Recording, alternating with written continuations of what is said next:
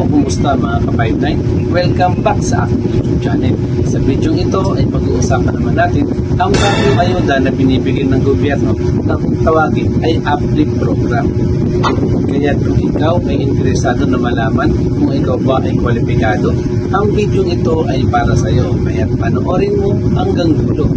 Siyempre, bago tayo mag-umpisa, muli, hinihikayat ko kayo na mag-like at mag-subscribe sa aking YouTube channel at pindutin ang notification bell para lagi kang updated sa mga bagong video na ilalabas ko. Kaya umpisahan na natin.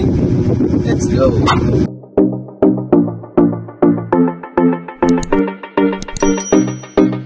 Ano nga ba ang Uplift Assistance Program?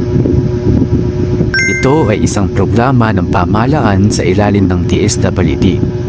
Layunin nitong tulungan ang 7.5 milyong pamilyang Pilipino laban sa epekto ng inflation at mataas na presyo ng bilihin. Hinahati sa tatlong grupo ang mga benepisyaryo ng programa. Group 1, mga benepisyaryo ng 4Ps at Walang Gutom Program or WGP. Isang beses na payout na 2,000 cash assistance. Ito ay direktang papasok sa Land Bank o GCash account para sa 4Ps beneficiary o ibibigay ng manual kasabay ng food redemption para sa WGP.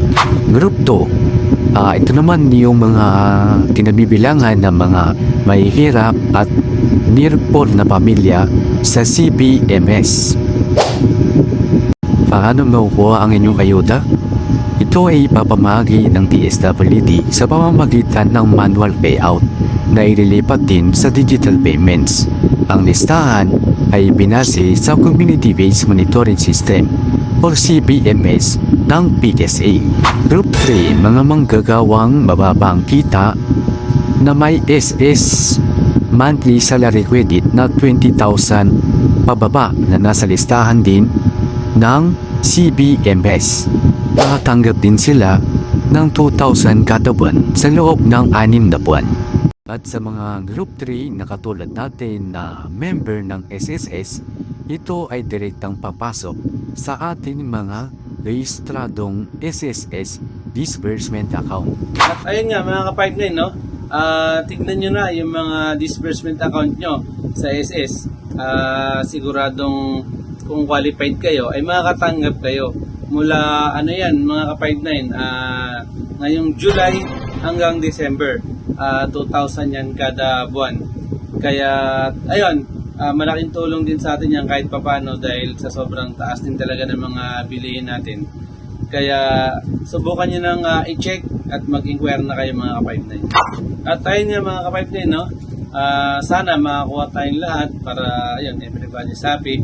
At syempre, ang lagi natin paalala sa ating lahat, always 1035 tayo lagi sa mga 20 para 74 tayo 16. Ayun mga ka-59 na, hanggang dito na lang muna tayo. Maraming salamat sa inyo. Mabuhay tayo at God bless sa ating lahat. Thank you.